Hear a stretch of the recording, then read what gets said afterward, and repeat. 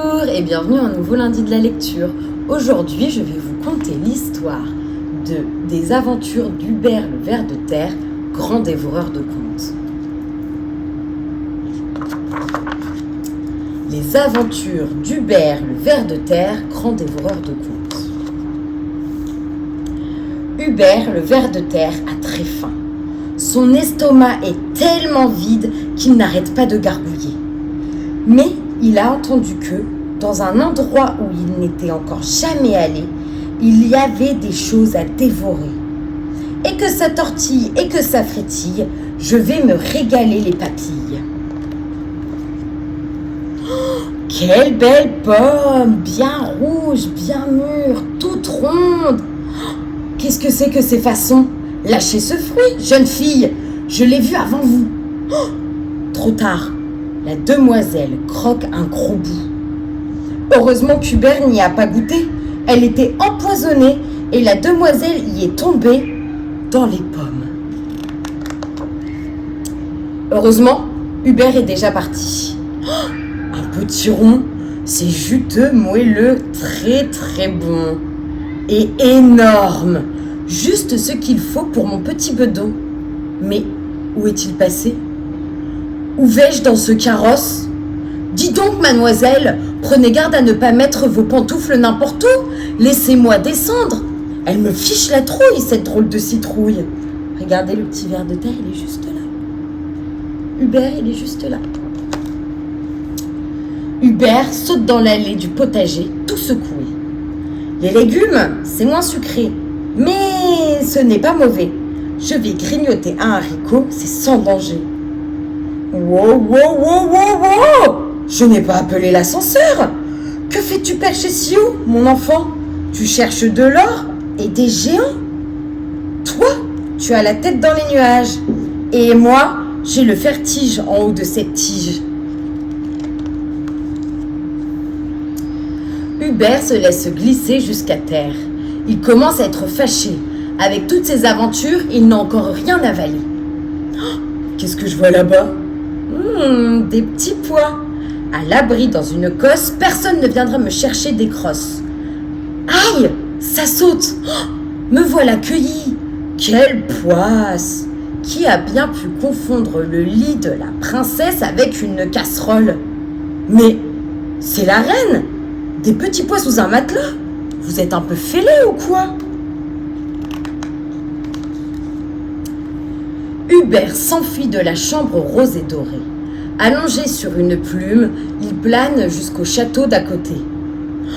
Toute cette poussière accumulée! Mais où est passée la maisonnée? Les cuisines doivent être fermées depuis des années.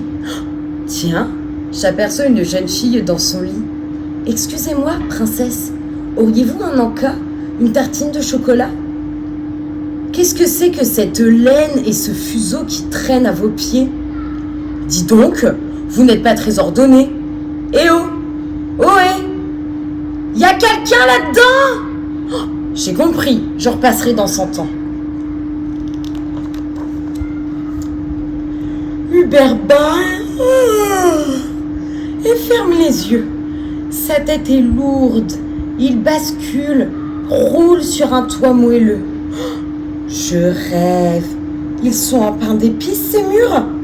Et les carreaux, on dirait du sucre. Je suis arrivée au paradis des gourmands. Oh, bonjour les enfants.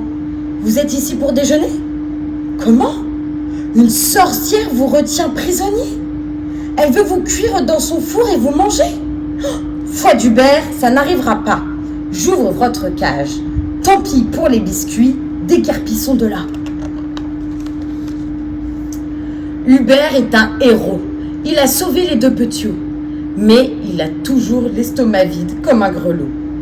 Il aperçoit un panier rempli de galettes, d'un petit pot de beurre et d'une poignée de mûres. Délicieuses les mûres, et pas seulement en confiture. Mais ma jolie, où m'emmènes-tu? Tirer la chevillette? Si tu veux, tant que tu me laisses manger les miettes. Pourquoi l'appelles-tu mère grand, la grosse bête? Ôte ce chaperon qui te cache les yeux ou tu vas t'acheter des lunettes. Prends tes jambes à ton cou. Il ne mange pas que de la soupe aux choux, ce loup. Alors qu'il se sauve, Hubert entend pleurer devant une motte de terre. Une cigale s'y désespère. Que vous arrive-t-il, amie cigale? Pourquoi n'avez-vous pas le moral? C'est la fourmi, cette radine. Elle a du blé à ne plus savoir qu'en faire et elle me laisse mourir de faim. Et si je lui demandais: Madame Fourmi? Derrière la porte, la réponse jaillit. Allez mendier, dansez ailleurs, bande de parasites. Parasite toi-même, espèce d'horrible termite. Hubert est bien vexé. On lui a promis les victuailles à dévorer. À la place, il se fait insulter. Il plonge alors dans les lianes d'une étrange forêt. Mais que vois-je? Une cascade de spaghettis? S'il avait des pattes, le petit ver de terre se frotterait les yeux, car du balcon d'un château tombe une avalanche de pâtes aux œufs.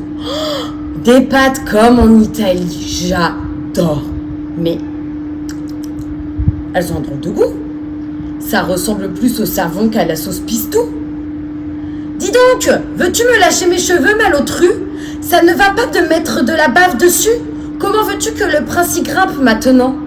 Du haut de son balcon, une jeune fille tire sur sa chevelure, envoyant vindinguer le pauvre Hubert sans ménagement.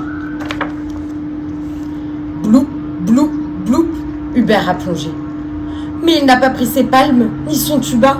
Et bien sûr, un ver de terre, ça n'a pas de nageoire, ni même de bras. Il coule à pic, droit vers le fond. De toute façon, il ne mange pas de poisson et les algues, pouah, ce n'est pas bon. Heureusement, une divine créature lui fait face. D'un coup de queue, elle remonte à la surface. Belle sirène, mille merci.